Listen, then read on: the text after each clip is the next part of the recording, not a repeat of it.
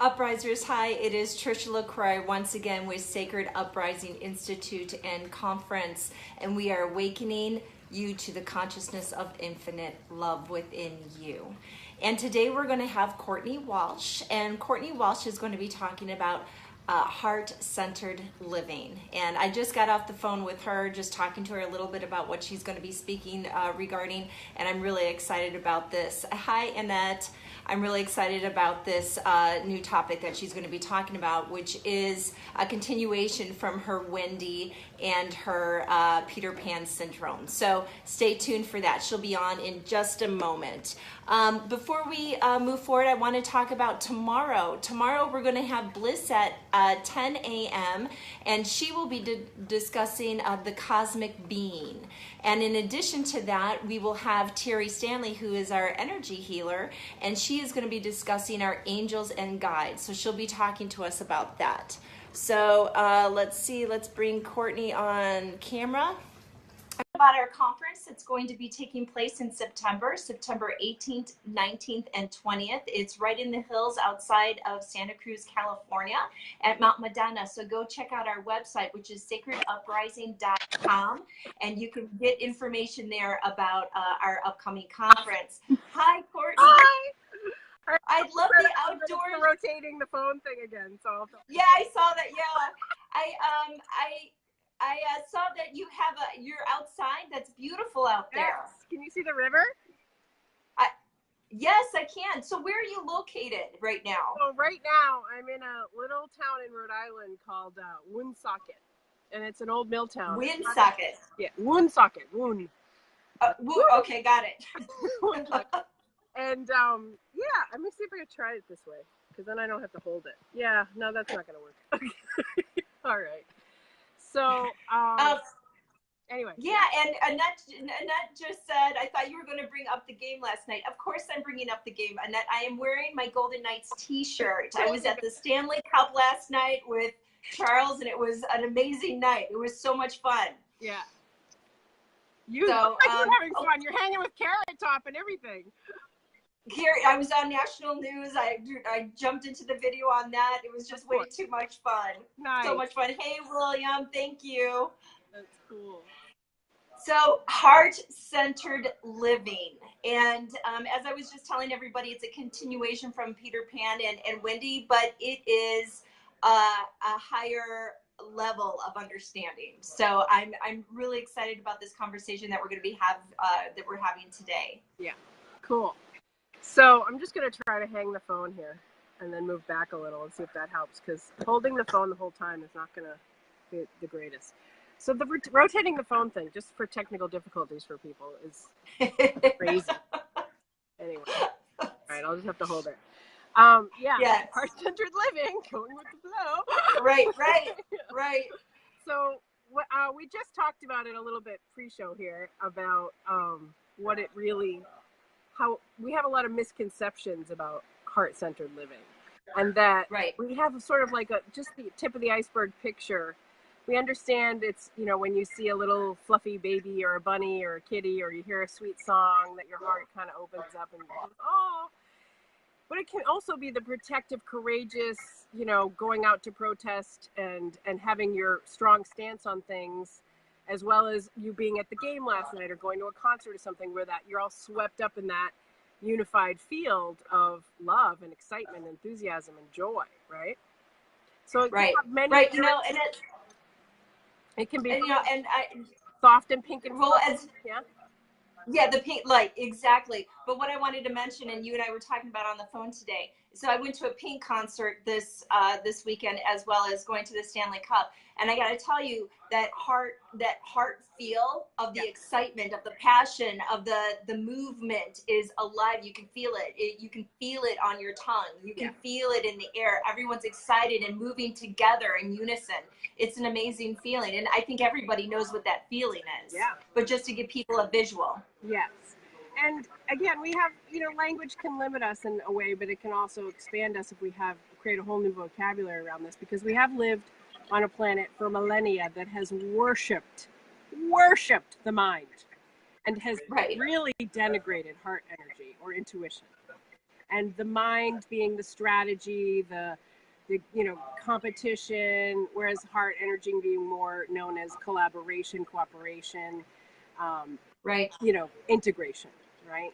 So that old school, we talked about patriarchal, or the toxic masculine, and the sort of victimized feminine, if you will. That's kind of like so almost cooked and fried now, because everybody's tackling it from different angles. I just watched a really great live, which is on my timeline if anyone wants to see it, a video with these two guys talking about it in a way I'd never heard men talk about it. And it was a high level consciousness that I was just like fist pumping and cheering. And it was like I was watching my favorite sports team, watching these guys come forth and talk about that heart genital highway, they called it, and all kinds of stuff. And just brilliant, evolved, high level intelligence and emotional intelligence, which is where we want to go as a planet. We want emotional intelligence for our connections, for our careers, for our family life, for everything, for our own well-being. We want heart intelligence.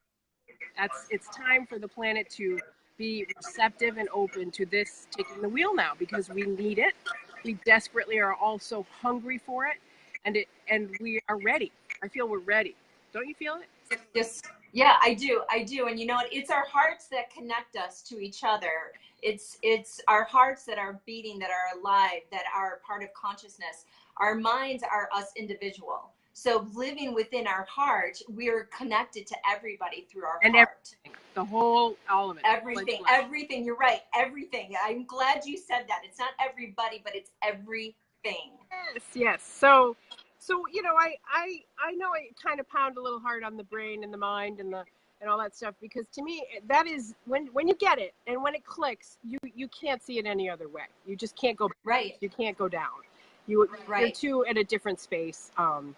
So, and you can't drag somebody there who's not ready to go. They'll go when they want to. It may take them lifetimes. It may take them a minute. It doesn't matter. But shifting from that mental, intellectual headspace where it's all kind of puzzles and games and subterfuge to that deeper heart space where it's, a serenade or kissing under the moonlight, is like, it's leaps and bounds. And yes, we can move back and forth, and we can, and we will, and we should for a while we're making that deeper transition inward. But I was trying to tell you that it's like we bring it down and through into that heart space, and then we integrate it there, and then we emanate it and radiate it outwards. Okay. Yes. I only discovered heart energy. I was a big, and I can be a really big, like, mental, over-analytical, thinkerson person myself. I still have that side to me, who gets off on that. But it's at the end of the day, that's McDonald's, and it's not like a good, healthy, beautiful, sustaining, nourishing meal. It can be the thing that kind of pulls you in, and it can be the thing that kind of sparks off an initial contractor connection that is not just karmic, but that is on the higher spiritual planes. But it's embodiment, right? Like, this is what we're all kind of reaching for vocabulary. We're trying to understand it. I see all these friends in the new age realm who are talking about ascension this and ascension that, and I don't buy it. I'm sorry. I believe in descension, where we're descending our spirit into our bodies, and then integration, and then radiance. So because I think we've got it backwards, we're working backwards on everything. We're working from the head outward and pushing that energy outward and penetrating and trying to convince and pull people in with our minds and our words. And I'm doing it right now. But, when we bring that heart space in, you can feel the difference. You can feel it. You do. Absolutely. Huge. Yeah. It's huge. In fact, I've said this often, is that like if I go into prayer state, if I do it from here, I don't feel anything. But when I go here, I get those prayers or those wishes or those dreams answered within 24 hours. It's very, very different. You can feel the shift. Yeah. It's sort of like when we're like in a stressful moment, when I'm in a stressful moment, I'll get all in my head, and I'm never comfortable in my head, but then I have to stop myself and shift and go down. And I'm like, oh, all is well. Okay. I'm at peace again. Yeah. I kind of call it, how they have resting bitch face. I kind of call it resting bliss place. I like that. See, I still want to use my cleverness and my banter and my exciting, beautiful, sexy brain. I just don't want it running my show 24/7, because it pushes things away. It repels things. it makes people confused and in a paradox situation of, well, what does someone mean by that? And having to decode it all the time. It's like I just put up that old Billy Joel song, I don't want clever conversation. I just want someone to talk to. And, you know, we all have our different ways that we communicate and that we sing our hearts in the world, you know. So I think we're getting there. I think I see all these, I see all these, see, it's just that one little shift sometimes going from I think to I feel. Catching it. And lovingly, not like sharply.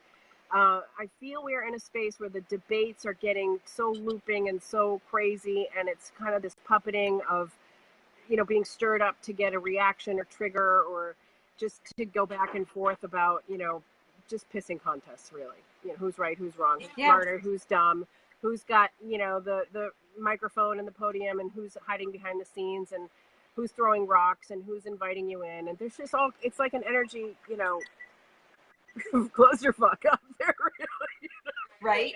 Yeah, no, you're right. Really is. But it's kind of like, it's, you know, my friend Arielle Ford, who's awesome, and she's like the soulmate, you know, expert whisperer, who's with a wonderful man. She says there's a pony in the shit pile. Like, so if you're seeing a big pile of manure or poop in your life, you know, use it as fodder, use it as manure, use it to grow something better, because there's a pony in there somewhere, you know. And I love that. I love that. I think it's so funny, you know, like, what's, you know, I've the pony? I've had, right. Yeah. I've had several friends in the last week that have been going through some really tough times. And what I've noticed and what I've admired in these people is that they haven't stayed up here, even though the things that they're going through are so severe. I mean, so severe, but they have been here. In their heart space, and they've been at peace through these horrific storms. And I can't say this, you know, if you stay within your heart space, you can get through anything. Absolutely. You can weather the storm. There's no question about it. And that's where these people have been. Now, I've seen, you know, I have another friend that hasn't, and she's been up here and it's been all craziness. But it's a huge difference between these people. They're going, oh my gosh, although their world is falling apart, although there's so much pain right now, they are in their heart space, and they're like, this is what was supposed to happen, and I need to create room for it to happen. And that brings a whole different dynamic. It's a whole different journey. It's a different paradigm.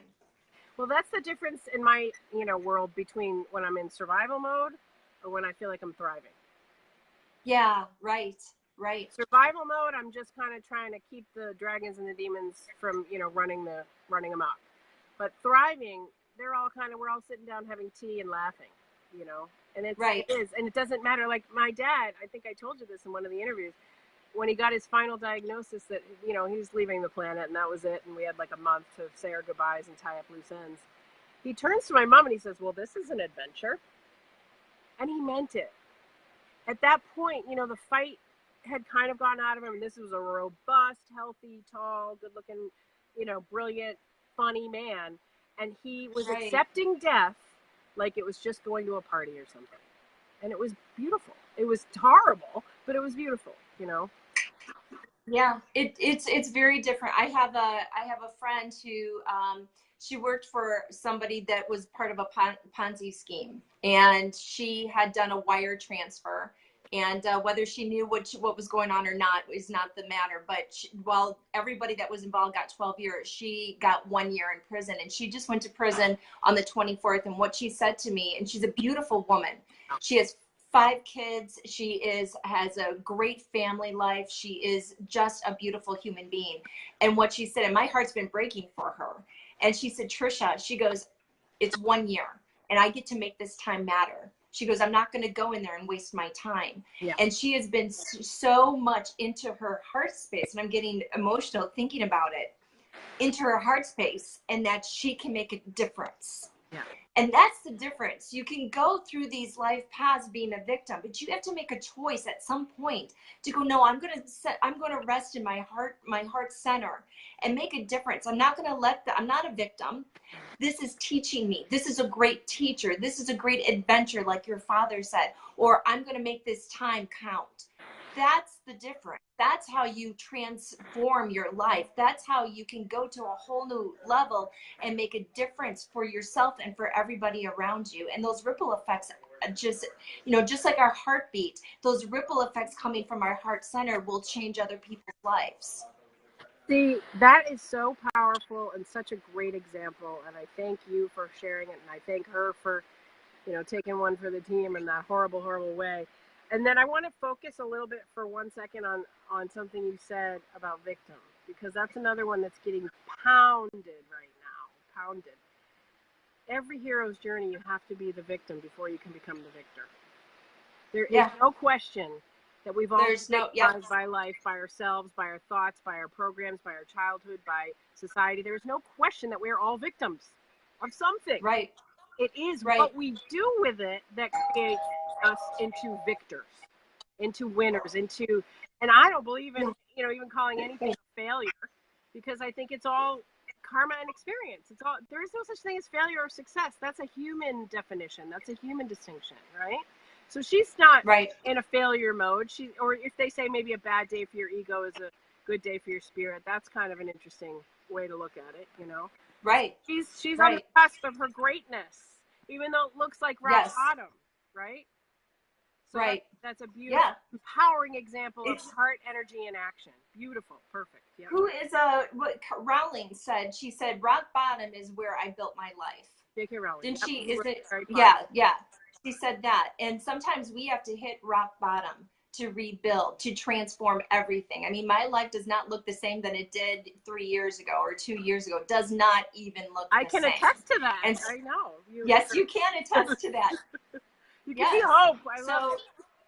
I know, right. And if I can be an example of anything, it's that hope. And if you stay heart-centered and keep the faith. And there were times that I told God off. I told him off. I swore at him. But his God, that energy does not have an ego, and that it can take that, right? And but I didn't lose the faith. I was just angry in some moments. But there was a shift that happened when I finally said, you know what? I'm not accepting this from you anymore. I have kept the faith. I have stayed in my heart. That's exactly what I did, Courtney. Exactly what I did. I was like, I am not doing this anymore. Right? And and so that was it. And so things started to shift. And one of my friends said, God will rescue you. He always rescues at the last minute. I said, not my God. I'm not doing this anymore. He's not rescuing me at the last minute. He's not putting me through another the pit of the hell again. I am not doing this again. Right. And when I made the choice to not be a victim and a martyr, and it wasn't that I was living in a victim mentality, but it was just I kind of expected it. Okay, something else is going to fall apart. Something else is going to go wrong. And when I came to that place where I was like, it's not. Everybody has the other syndrome. Yeah. I came to a place where like no more. Yeah. Have you ever seen The Shack? The movie The Shack? No. Please get it, and we will have to have a whole discussion about that because it's phenomenal. Just the rundown, it's everything we've ever talked about or ever will talk about can be boiled into this movie, and it's wonderful. So if any of you haven't seen it, see The Shack. See it. It's phenomenal. I have always had a total trigger and resistance around the concept of God as a he or as a heavenly father or any of those figures. And I had a great dad, so it's not like I have a daddy issue around that or an authority figure issue. I probably do have lots of authority figure issues, but I worked through a lot of them. But I prefer goddess and Gaia, and the reason being that the word God can be so charged and heavily loaded and has been used to murder and kill and rape, and the word God is so misunderstood, like the word love, like even heart, right? So when we think of coming from the heart, we don't think of telling someone off. But what you had in that moment where you're saying, fuck you, God, your heart is opening up and it's flooded with courage and it's flooded with frustration, resentment, pain. It's flooded with all the emotions that a lot of us suppress or numb or run from on an everyday basis on every level. So heart energy, guiding and directing your life, you're not in this dip a toe in and then run away, dip a toe in and then run away, like ringing the doorbell of life and then running away, which, ding dong ditch, which we all play all the time. I'm not saying that I have food by any means. I think I've been worse with it lately. It's like sometimes when you're killing a pattern, you regress into the pattern and play it out, and then you have to realize either this has to elevate and move forward, or have to let it go and move on, right? Right. So right. Yeah, so absolutely. yeah, so courage, heart, literally the word core, right? Like courage is such a value that I sometimes feel we've lost in this society, because we value intelligence over bravery. We value intellect over intuition and guts, and and so we're coming back into balance with it all. We're learning Yes. what that means. What does it mean to live from the heart? For me, it can look like, playing with the kids that I, live with right now, being by the river. It can look like even juicily and heartfully getting into a fun internet debate if I know that I'm in a teachable moment or a learnable moment. And then I have to bail on that, because then I start feeling an energy drain. Like, I can only do that for so long. And then Right. I gotta go make Right. peanut butter crackers and chocolate milk now. Because, like, my inner kid can't stay in that vibe for too long, even if my wise sage wants to be able to kind of demonstrate certain things and awarenesses that I've come to on the intellectual level. On the heart level, then I bail, and I want to oftentimes delete comments, because I don't even want my energy out there in that situation in that way, because either I've been misunderstood, misinterpreted, or somebody's taking it and running with it and adding their 2 cents or mansplaining, and so then I just go, Yeah. I shut down and I pull back and I go, that's not for me, but thank you. Right.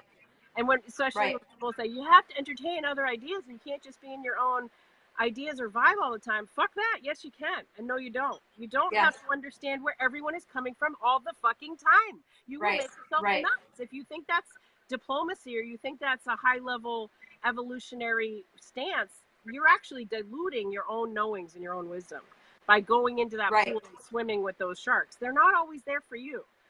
Sometimes you may have an answer that somebody else needs, but they have to either seek it out from you and be open to it, or it has to happen organically and naturally. And I can just, troll and jump in and play devil's advocate and miss captain of the bait team with the best of them. But then I really get bored with that very quickly lately. Very quickly. Right. It really doesn't nourish me or light me up or fill me up. I love the heart-centered and hugging and touching and laughing together. I love playfulness. I do love when someone's been kind of clever and fun and made me think or feel in a new way. But I really like that face-to-face human touch interaction. Is like, that's how I get filled up, is that human touch face-to-face. Even this heart-to-heart, real time, real connection interaction, where we're not hiding, we're not in masks, we're not in fear, we're just laying it out there. And that vulnerability, it's buzzwords of vulnerability and authenticity, and then you do like a mask version of that doesn't work. We're talking about really putting your guts and heart out there in a real, transparent, open, and loving way, not in a fake way that you think is popular or charming or going to endear you to the masses. That's fucking bullshit, right? So it's, what is it to you? What is the real thing to you? And how brave are you willing to go, and how deep are you willing to go, and how far are you willing to go, and how much are you willing to open yourself and share? That's hard. Right, that's exactly. Hard. That's hard. That's hard. Right. Hard. Right. Yeah. I was at the Pink concert, and I've had so much respect for her, all this, but I have more respect for her today than I did before the concert. Oh, awesome. And there was something and we're talking about heart, so I want to talk about this. She was, I got to be right by the stage. I was like inside the stage in this pit. And she was signing autographs while she was singing. She smiled the whole time. She was interacting with everybody. I got to touch her. It was really cool. But then she did this, gave this, the great songs. And she was so, swinging, how she does her acrobatics and everything. She's amazing. Yeah. She's amazing. Yeah. So, but then everything stopped, and I didn't record it, and I'm so angry that I didn't, but I was so caught up in the moment. She started speaking from her heart about her beliefs, and she goes, I believe, and it was so amazing, because my daughter Shelby was with me. She goes, Mom, I thought of you because you feel the same way. That she goes, before we were born, we chose this life. And we are not to be a victim, because we already chose this. Oh, yeah. And she started talking about being a badass, about taking control, about using our voice and speaking our truth. And she had this big thing that said, I love you, and beautiful, and, talking about, and I was telling my friend Lori, who's one of our speakers, I said, what I feel like is that 2 years ago or a year ago, I was like that. I was more out there saying whatever it is that I needed to say. And I said, I've kind of stepped back from that where I feel much softer. And she said, Trisha, it's okay. You're in a relationship where you're just getting to be a feminine, where you've always been this masculine feminine. And I'm sorry, it's my boyfriend's birthday, and he just found one of his birthday cards. Look how your face lit up when you saw him. Like, oh, I know. That's heart energy right there. Baby. Yeah.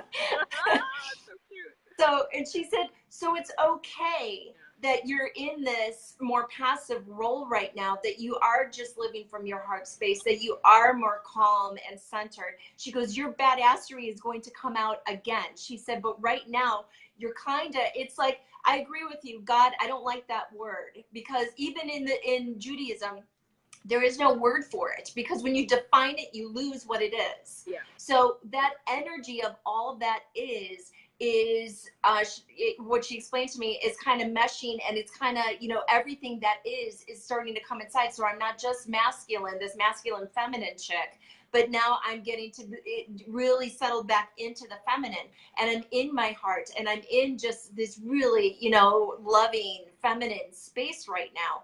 But I'm like, okay, I just saw pink, and I want that badass to come back, and I want to take over the world, and I want to do this and this and this, and I got to get that back, right? But it's like, even when she throws down the F-bombs, and when she speaks her truth, and when she comes at full force with her combat boots, and she's like throwing her middle finger out, she's living from her heart, people. She's her heart. It's all in the way you do it. It's not either or. Yes. And it's not what we think it's going to look like. It's not a gender stereotype thing. I kind of keep going back and forth on, because I'm almost 50, I have a lot of old school traditional ideas about dating and romance and marriage and commitment and monogamy.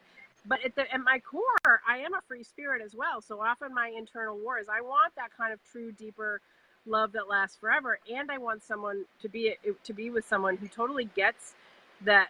I don't know what that looks like, and we figure it out together as we go. I'm not by any means an expert on any of this. That's why we teach what we need to learn the most, and we speak about the things that we're figuring out as we're verbalizing and vocalizing them. But you're right, and you're right. See, and moving from I feel, and moving from but to and, are those two little language tweaks will totally change your life.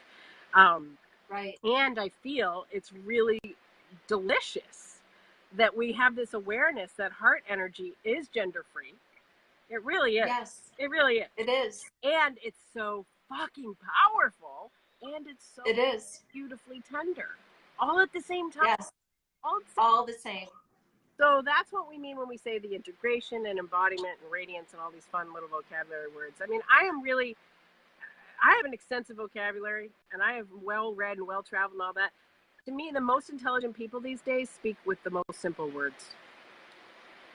The most simple words. I agree with you. Wisdom speaks with simplicity, right? And so I'm just, that's heart energy too, is moving from needing to impress with your big bad, smart self, to being in a space where less is more on the language front, and I love my words. That's like a musician saying, don't make so much music, for a wordsmith and an author and a writer and a scribe to say less words, honey. I'm not going to say that in a way that I now feel censored. I'm going to say it in a way that I now feel liberated, because I fought with my silences just as much as if not more. And my loving silences and my simplicity is elegant, rather than having to lay a whole bunch of nonsense and mud and crap all over it with the big fancy $2 words. And I have them all under my belt. They're there. And I get it. When anybody speaks, I mean, if from a PhD to a kindergartner, I can access that information. That's not the issue. The issue is that I'm not smart enough, or that I can't, throw that around and put on a show. The issue is I don't want to anymore. Right. That's a liberation. I got it. It's very liberating, and I got to tell you, when you have heart-centered living, there's action involved with that too. Oh, yeah. It's not just words. It's a I dated a man. Yeah, I dated a man. It was all words. There was no action. None. But then last night, Charles and I were coming back from the game, and he grabbed my hand and he held it in the car, and he looked at me. He goes, "You're going to be so happy." And I said to him, I already am happy. But those words, I know, have action behind them. Those words comforted me. It wasn't fancy words. Right. It was just, you are going to be so happy. It was a promise. Beautiful. Whoa. That's hot. That's hot. Yeah. It's sincere when it's you can feel it when it's sincere. Sometimes there's the intentions there and it's well meant, but it's not totally sincere. It's maybe how a person wants to portray themselves, and we've all been there. Right. And they're maybe not there yet in their consciousness or their development or their maturity or their evolution. And there are areas where we all have weaknesses and flaws, and those, we all regress, right? We all act like stupid children sometimes fighting. But then we get on with the show and we kind of get back into that heart space and you go, okay, well, that was embarrassing. And I learned from it and I move on. I don't need to be right anymore. I do choose happy. Right. That's a big leap. That used to bug me. That phrase used to trigger the shit out of me. Do you want to be right or do you want to be happy? I want to be both. Right. Damn it. Why can't I be both? Sometimes right. Yeah. And then happy is such a better choice. It really is. It's such a more evolved and healthier and delicious choice than being one-upping or being more clever or being more whatever, more visible, more this, more that, having more fans, more accolades, more money, more. I want more, but I want more intimacy, connection, kindness, love, compassion, all the wonderful ideals we talk about, and then putting them into action, both within myself, towards me, towards others. Sometimes that's going to look like, fuck you, buddy. I see what you're doing there. Right. That could be the most heart-centered, compassionate thing, like, grow the fuck up, kid. Or, like, okay, I don't even bother with you because you don't get it. You're never going to get it. That's fine, too. Peace, love, and Pop-Tarts, So my dad used to say, and it drove me nuts when he said it, my whole childhood was, happiness is a condition of the heart, Trisha. And I hated hearing it. But he was right. He was so right. Right. And I've used it. I've said it to my youngest. Go, happiness is a condition of the heart. Condition. Yeah, if you have to have a heart condition, choose happy. My friend, the most simple words and the best mantra I have is from one of the most brilliant, wise, evolved, conscious beings I know. And she's a woman who's 68 years old. And she says, choose happy. And it's just like it clicks you right back in and drops you in and then lets you out. Just choose it. Choose happy. Do I have to choose that thought? No, I can choose happy. And it sounds simplistic, and people will say, well, that's spiritual bypassing. You're ignoring the shadow. You're not doing your work. Oh, my God. Choose happy.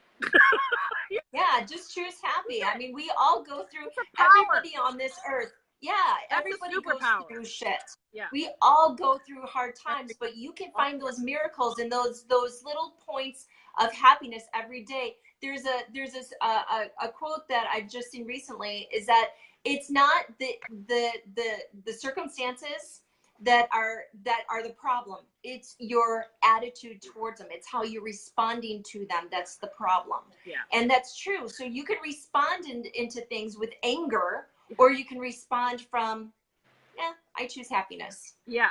Or you can be happy about your anger. Whoa. Oh yeah, that too. Oh yeah. Right. Isn't it great? I'm alive. And then you get on with it. Yeah.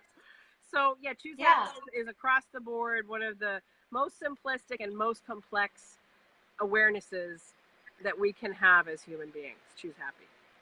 And people will get really triggered by that. I know I would have probably 5 years ago or 10 years ago, and definitely in my teens, choose happy. Fuck you. What does that mean? I have anxiety. I have depression. I was molested. I was, not to be flippant, but like everybody has something. Everybody knows someone who's died of cancer, or gone to prison, or had heartbreak, or we've all been through it. We've all been through different variations, some of us more than others. And then we come out the other side, and yes, we want to give back and we want to move forward and shine our light and give our wisdom in ways that it can be received to those who are ready to hear and feel it. Right. And to let go of the attachment of needing people to really, really get it, because not all of them will, and that's okay too. That's where their heart is at. That's where their heart is at. Some hearts are in kindergarten, some hearts are at the PhD level. Now, one of my barometers is the simplicity of language there? Then you have an evolution of spirit. If there is a complexity of language, you are depressed and immature in your spirit. Whoa, because that's not how we rate it now. On the intellectual level, we look at IQ and we look at success and we look at, how achievements, and we look at fame and we look at money and we look at all that, and we see that's someone who has really got it all cracked and figured out. And some of those people are the loneliest, saddest, heartbroken, lost people in the world. That isn't to say that there aren't plenty of people in that vibration, or like we want to go there, right? Like I'm not saying I don't want to visit there and play and have fun in that field and have a nice, life for myself. But you got to get the inside right as well as the outside. Yeah, right. Right. It starts here. It's like the other day. Here. It starts and ends here. This is where it does. You came to be human. You came to be a being of love. And it's messy. It isn't always, pretty and perfect and tied up in a bow. It isn't always, prepare, and then knock it out of the park. It's fall down, get back up, fall down, get back up. Try things, throw shit at the wall, see what sticks. That's heart juiciness to me. Is someone who's in it to win it and who's willing to play and show up and be, not peekaboo and hide and seek, but really be, put your heart and your guts and your glory out there, put your soul out there, and in meaningful ways, not in specific and direct and individual ways like this, the one-on-one, the face-to-face. And yes, we're putting it out there for a larger audience, but we got 5 people right now, and who knows how many people will see this, or who knows how many won't. It doesn't matter. Right? Like you got 5 million, there are hearts involved. And so that tenderness and that courageousness and that bravery and that willingness to be there in that ooky, squishy, itchy, yucky, scary place. The heart is heart is not for sissies.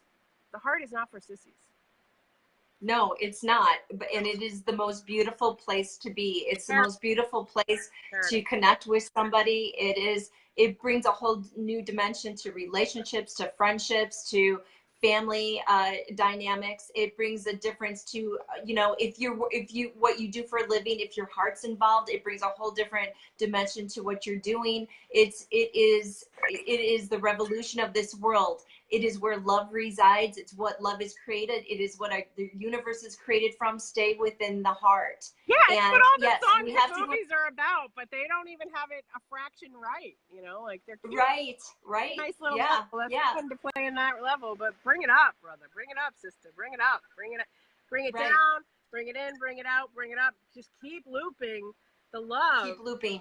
Yeah. Yep. I love it. Honestly, I love this, Courtney. Honestly, it's high level shit. Not everyone's ready for it. If you really want to know the truth, this is almost like the secrets of the ancient mysteries and the ancient mystery schools and the highest. It's that the heart juice, and then the whole, like, bringing it down into the belly, into the yoni, into the lingam, and more vocabulary. But like really, that guy called it the heart genital highway. I thought that was brilliant, because if you're just out there looking to get a quick primal fuck, as they talked about last night. One level, there's no heart in that, but that's one level of animal.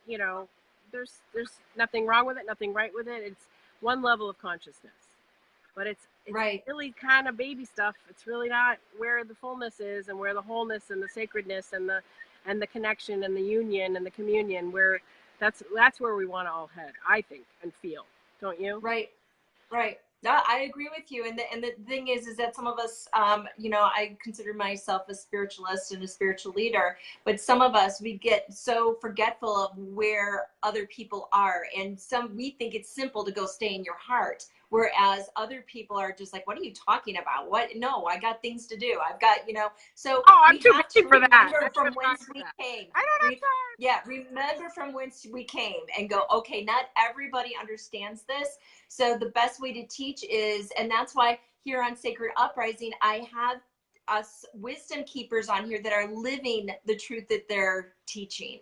I don't have people that just can teach it, but they're not living it, because the best way is to teach it is to live it, because even that has ripple effects. Let's live it. Let's teach it. Let's have it within our heart. It's who we are. It's in our DNA. And so therefore, those are the types of people that I have here on Sacred Uprising. And we can do this in our daily lives, even when we're driving. The other day I was going through a drive-through, and I got to tell you, that's when I become very human in drive-throughs. That's when I get in my head and I get really snippy. And the other day I was with my daughter going through a drive-through, and I was like being really cool. I was being really nice. She's like, Mom, what happened? I'm like, I'm trying something new today. I'm trying to stay in my heart. Some of my most ragey friends have the worst road rage. It's so funny. It's hilarious to be with someone who's out there healing the world. They get the crystals, they're chanting, they're doing massage, they're doing Reiki, they know their chakras inside and out. You go in a car with them and it's like, fuck you, motherfucker. We That's have to so get it out human. sometime. I love it. I mean, it's a little like jarring sometimes, but it's hilarious, you know? So Yeah, mine isn't we're road not rage, talking it's about, through the drive-through. we're not Yeah. talking about having a perfect, pure, pristine, you know, heart No. here. We're talking about the muddy and the murky and the messy and the juicy Yeah. and the delicious. And again, that sweet, pink, tender, fluffy, all the way to the, you know, I will kill for my family courage heart, you know? Yeah, right. Oh, Full the spectrum mama bear is heart. living from her heart, right? Yeah. So Yeah. that's, you know, it's, I laugh because I love blowing up illusions. It's one of my favorite things to do, and I'm really good at it. And I will toot my own horn. So if the illusion has been to be in your heart is hard, let me tell you, anything else is fucking impossible. To live in your heart is Right. easy. It's effortless. Easy. It's joyful. It's juicy. It's bliss. When you get out of there, that's where the torment starts. That's where the torture begins. That's where everything is angsty and hard and painful and weird and awful. When you're in your heart, it's like everything's a piece of cake. Everything. Yeah. And I'm not saying I'm It is. 24/7. I am certainly not. But my ratio is getting higher and higher all the time, and I'm excited about that. Right. Right. So, I mean, I would, if I was to challenge anybody that is watching this today, so let's take baby steps. Go into a situation, try to live in your, be very conscious of being in your heart space. If you close your eyes and think of your heart, be in your heart space. And when you're getting into a situation that is getting you in your head, just stop, just once a day, just stop. Go back down here and see the difference. See how you respond to the situation different. See how it expands you. It makes you much more happier. It makes you more expansive. It makes you where you can handle more, where you can take on more, where you can live more, where you can thrive. See the difference between your head and your heart. Just try that for a week and see the difference that it'll make. For people, that's awesome on the energy level. Again, I think that's more PhD, and I'll bring it back to kindergarten for a second, is if you're a verbal person like me and you need prompts sometimes for reminders to click you back in, you can ask, what would love do now? So would love, you know, speed up and cut the person off in traffic, or would love, take a breath, would love go off on a rant?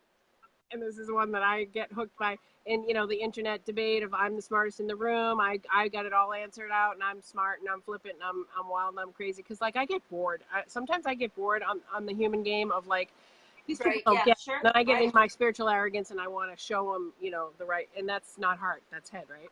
So then you go back to your heart where you can kind of laugh at that and soften and open. And so really road rage is one big place you can start applying heart energy in a very tangible, immediate, and ongoing way. Is when you are frustrated, when you feel that surge of power come up and it wants to sort of just come out like that, just hover it in the heart area instead of like, oh, it gets kind of tense and crunchy in the belly, or that frustration of like, you know, like it just wants to come up and out, is to, linger it in the heart and ask that question, what would love do now? What would love do now? So if I literally would love, like a giant human beating heart walking around, and it isn't about nice or good. It's about real and raw and present and open and flowing. And nice and good and compassionate might be part of the byproducts of living more from the heart, and that'd be great. But it's about, you know, if I want to lash out and instead I go, oh, that bothers me.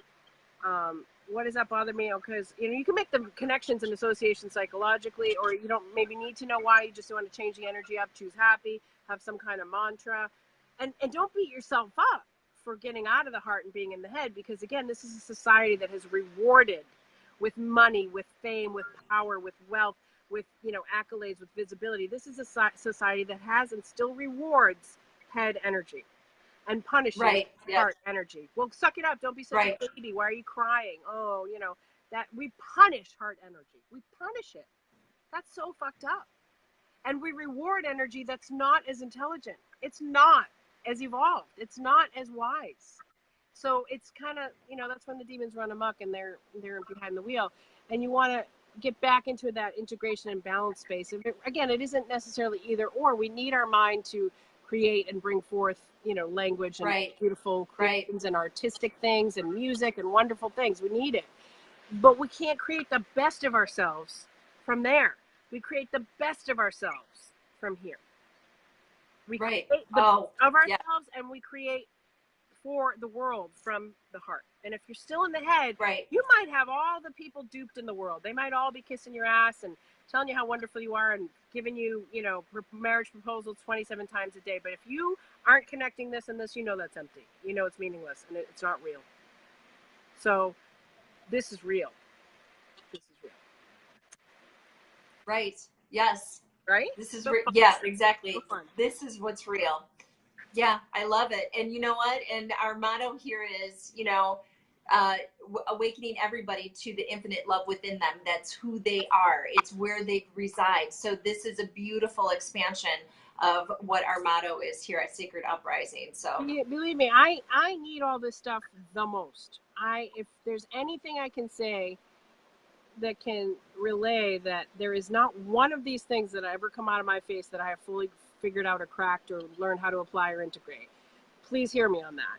I am probably the most stumbly, fumbly, and awkward with all of it. That said, I still like to practice it and get better at it and learn from my own mistakes or fumblings or failings, and then just kind of laugh and go, okay, well, that was interesting. And now we're moving on to the next thing. And I still know like what my needs and desires are and what makes me feel nourished and what makes me feel secure and loved and adored and cherished and honored and what makes me feel disrespected or dismissed and we know that's all mostly an inside job, but it is also noticing the reflection that's coming at you of, wow, that person doesn't treat that person that way. Why does that person treat me that way? Why does he think that's okay? Or why does she think that's okay? I got to change my vibration around that because I don't like that. Right. And that makes me think that person is scum, and I don't like that feeling. And that actually repels me into a guilt space of I don't want to feel that way about anyone. And then I don't want to beat myself up about feeling that way about anyone, because if I think someone's scum, they're scum in that moment. And then in the next moment, they might be transcendent and beautiful. And I might have forgiven that thought that I have that person is fucking scum and he's a total dirtbag. Mm-hmm. And I might not be able to let go of that right away. And that might be me working with my heart going, okay, so that's how you feel right now. Or maybe that's how I will feel about a certain person forever. And how are you going to forgive and have compassion for yourself for the fact that you just don't like their energy and you just don't resonate with them. And maybe everybody else on the planet thinks they're wonderful. That's okay. Right. Heart about it. Yeah. My heart about it, and I forgive myself for that thought. I forgive the other person for whatever scummy things they're doing, even if nobody else can see it but me. You know, that's right. That's where I get emotional. That's the part that I have the hardest time with, is seeing things that someone's doing and everybody else thinks that they've hung the moon or they're wonderful. And I can see this other slime side to them, that they're projecting at me. And then they're gaslighting, saying, I'm not thinking that. That's not real. You're making that up in your head. I'm not thinking that. That's not my intention. I'm great. Everybody's right. I'm great. You're wrong in thinking I'm not great. So then I'm giving you an example of some of my heart and mind battles that I've had recently. So right. Yeah. Right. And so then you have to go, well, so what if you're the only one on the planet that knows this guy's scum? What does that matter? And does it matter what if you're wrong? Okay. I'm willing to be wrong, but what if I'm right? I'm willing to be right. Does it matter? He's not even in your day-to-day life. You know, so like if we're talking about love, we have to talk about hate. Like we have to look at the other side of the coin. Like if you hate someone so much, it maybe is disappointed or frustrated love. It maybe is loss of faith in their character or disappointment. This is hard energy, right? Right. Yeah. Been hurt so many times by their falsehoods, by their disconnect in their energy they project to the world and their behind the scenes stuff. And maybe you just have to be okay with the fact that you don't have to understand it here. You just have to clean it here. That's where Ho'oponopono can be really helpful. Please forgive me. I'm sorry. Thank you. I love you. Saying that to the energy, to the situation, to yourself, to the other person.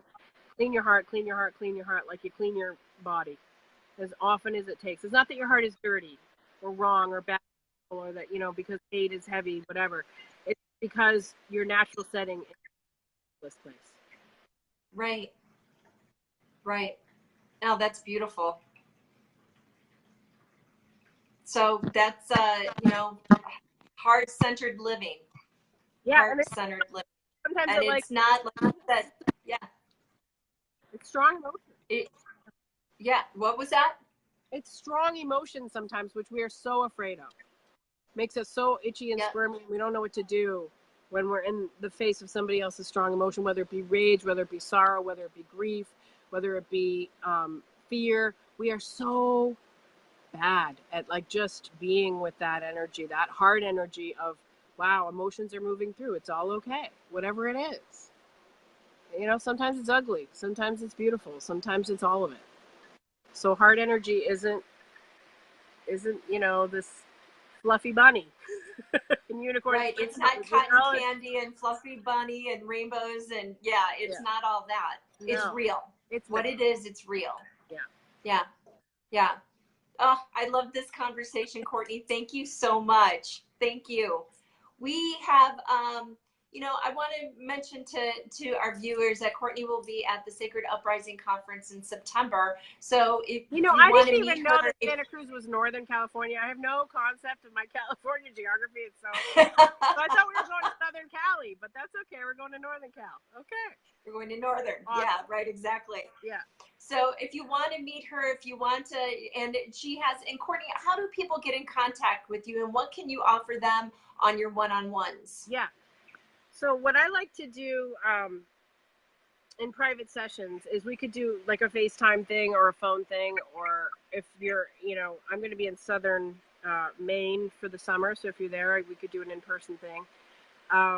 But I like to bust these illusions of looking at what your thought processes are. So everything we just did on a more global level, I bring down more into an individual level of looking at beliefs that are outdated or, trauma or whatever. Not just for the logical healing, which kind of can spin around and around and around. I mean, I was in therapy forever, so don't get me wrong. It's useful to a point. But we'll look at shifting the energies. We'll look at softening that. We'll have a lot of playtime and laughter about it. And that kind of oftentimes just pops it right there. And, you can find me through squeezingthestars.com is my website, which is so outdated and whatever. But I haven't really felt called to do another one. I'm not in that space right now. So squeezingthestars.com, you can book a session or a package of sessions with me there. I have a 60-minute one, a 90-minute one, and a package of 5 one-hour sessions. And I like the 5-hour session package because we can really go a little deeper and get a little juicier with like an issue someone might be going through, like a divorce or death of a loved one or a career change or anything like that requires a little bit more, kind of deep dive stuff.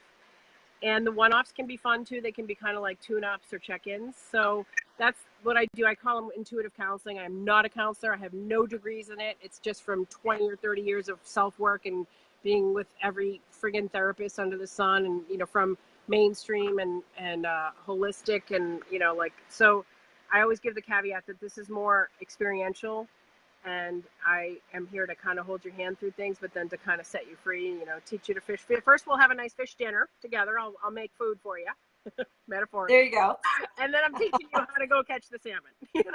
So right. I like to kind of send people on their way and let them go apply their tools and stuff. And so this is for me 20, 30 years of things that I've learned and sought out, and knowledge and wisdom I've kind of integrated and distilled, and it can be very effective. I've heard a lot of testimonials, which is very nice and kind, that say that 5 sessions with me is like 2 or 3 years of therapy with somebody else. So I love that. So that's that. That's great. Sales pitch. And then so go. Yeah. And also people can contact you on Facebook as well. Yes. Through Facebook Messenger, or I have several pages, but the main one I use is the Courtney A. Walsh, and it's facebook.com/loonybus,